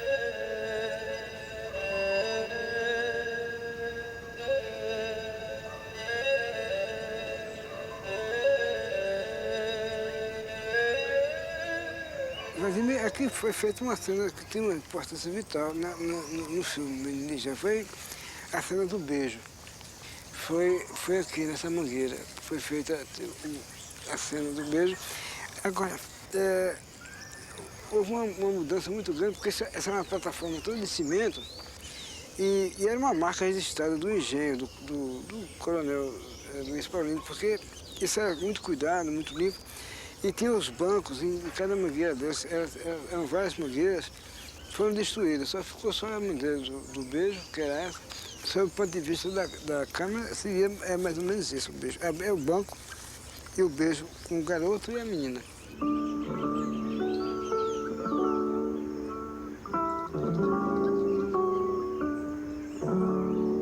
Não existia esse matagal, parece que um... Não, isso aqui era um laranjal. Em volta de toda essa plataforma de cimento, onde a gente tomava banho, era tudo laranja. Ah, tomava um banho aqui perto? Aqui. Então a equipe inteira vinha para cá todo dia tomar banho antes do almoço. Você pode caminhar até onde era aqui que tomava banho? Claro, claro, é aqui. É onde você pode ver. Mas no tempo era uma coisa fantástica, porque a ducha era um peso de 1 quilo a 2 quilos de água na cabeça da gente. E era super bem cuidado, tudo era bem limpinho, era uma plataforma de cimento. O Geraldo Del Rey, o Walter, ele vinha, tinha o Paulo Melo, o Júlio Bessani, que passou a ser cineasta depois da assistência no Menino de Engenho. E a equipe inteira vinha, o elenco inteiro vinha, então era um ponto de encontro aqui depois das filmagens. A gente se encontrava aqui, em seguida a gente ia para cá. Era um recreio, né? Era, porque a gente ia para cá daqui.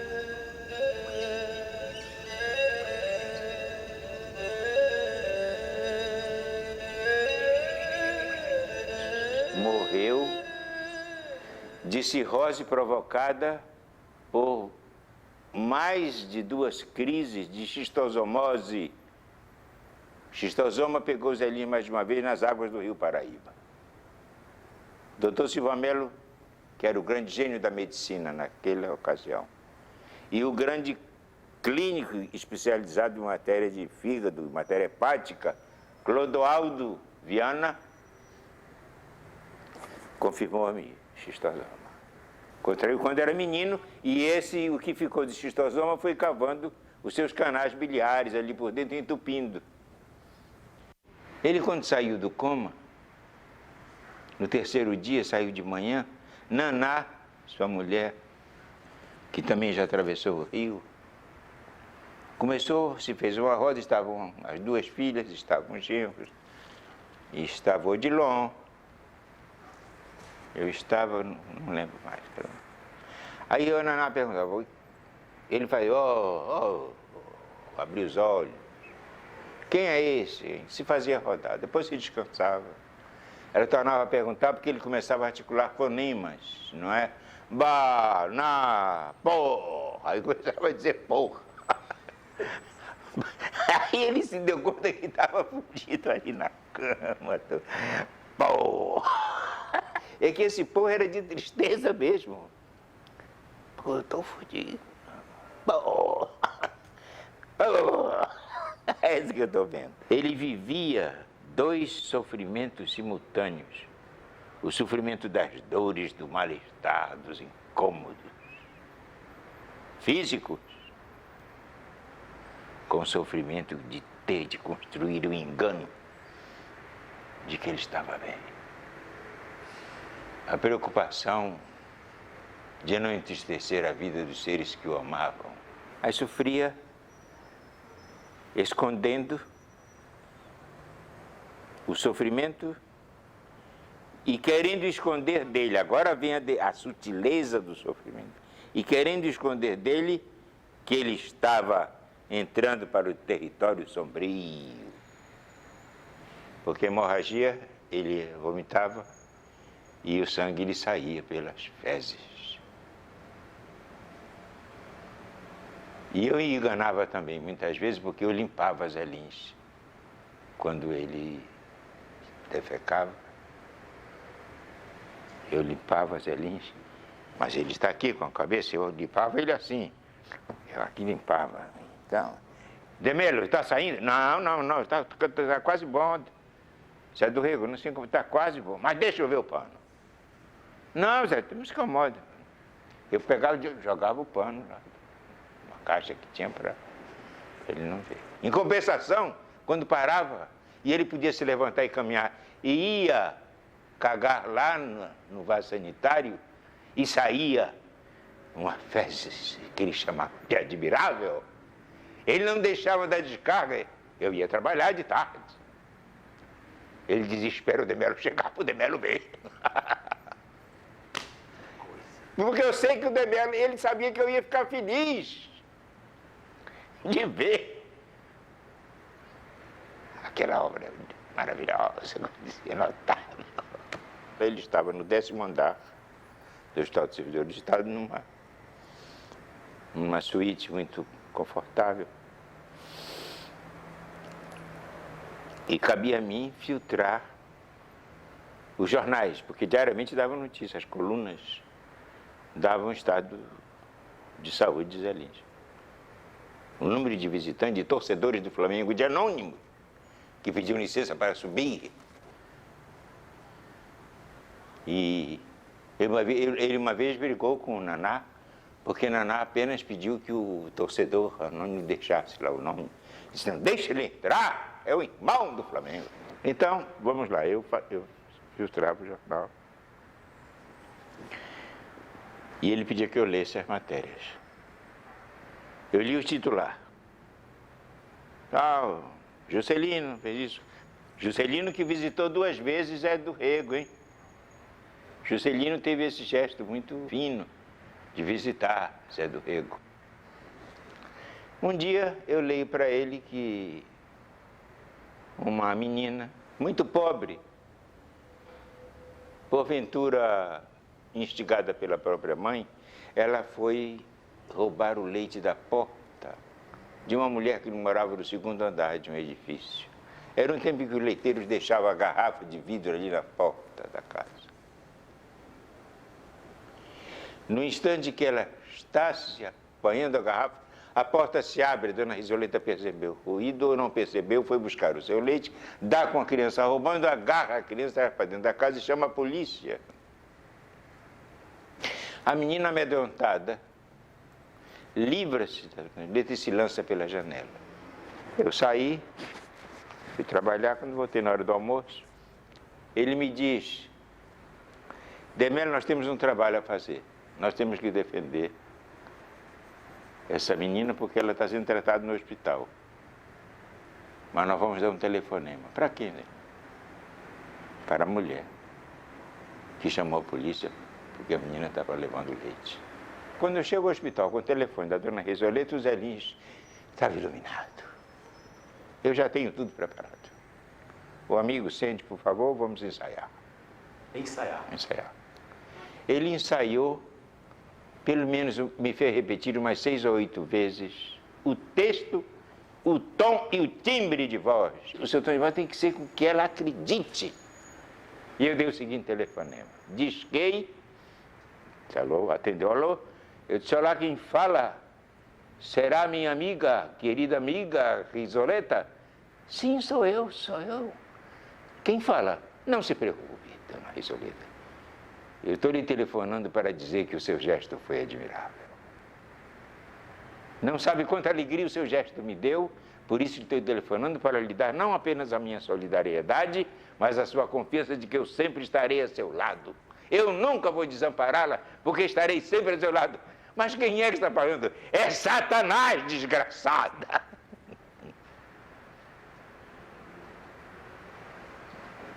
Quando eu ouço aquela gargalhada maravilhosa do Zelinho lá na cama, e eu chorei de alegria.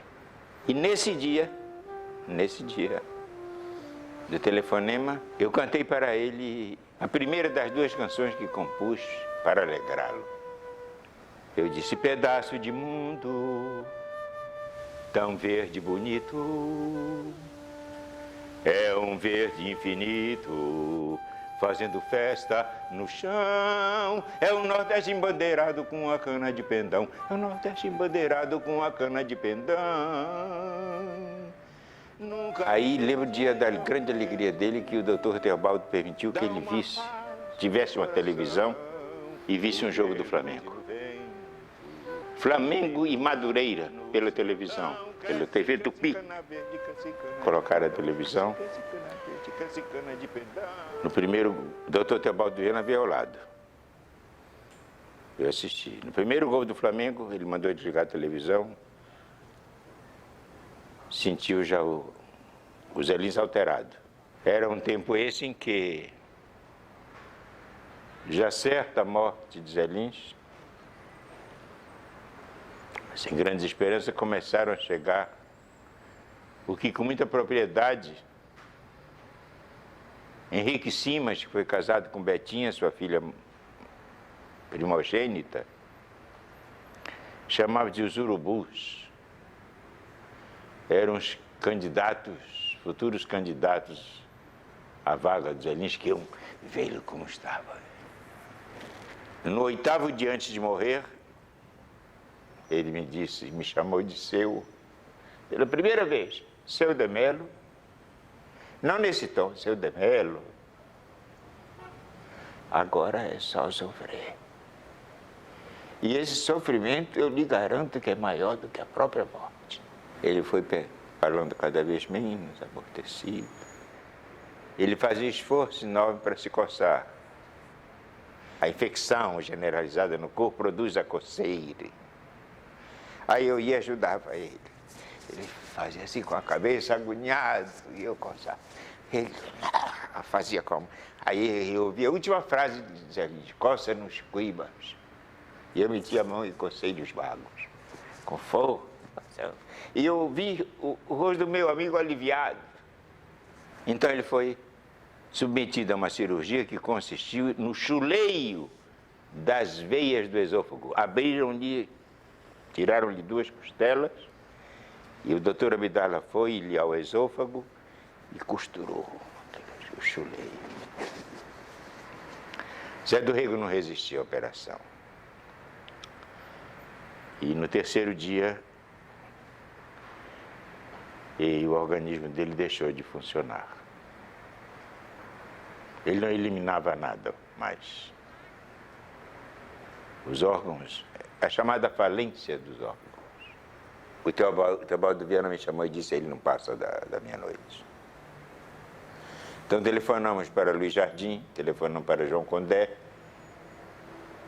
e telefonamos para José Olímpio. E esses amigos com as 3 filhas e os 3 genros assistimos. Zé do Rego expirar.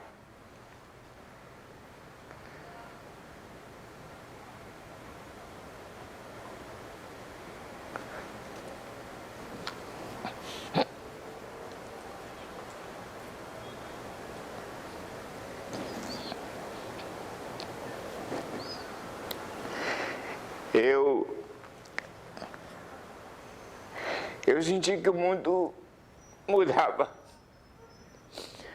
A partir daquele instante. Uma vez Flamengo, Flamengo até morrer. Na regata ele me mata, me maltrata, me arrebata, que emoção no coração. Eu me lembro que a linha média do Flamengo estava ao lado do féretro do Joselino, no instante que Joselino foi se despedir. Biguá, Bria e Jaime estava lá, como estava o goleiro Jurandir. E o nego Jaime chorava, e Biguá chorava. E eu fiz essa canção. Menino perdido, menino de engenho, de tanta saudade me ponho a cantar. Menino perdido, oh, menino de engenho, eu faço esta canção só para te recordar. Recordo o teu canário, como ele cantava, teu carneirinho branco chamado Jasmim.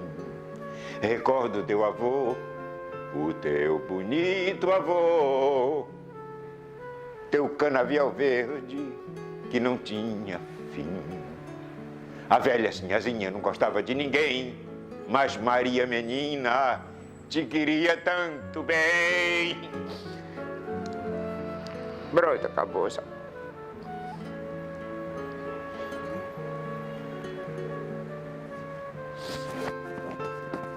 Mas Maria menina... O que eu fiz não é coisa de espanto. Pode ser que ainda venha a acontecer coisas de espanto. Quer dizer que não está ainda totalmente satisfeito com a sua obra? Ainda não. Nenhum artista poderia estar satisfeito com a sua obra.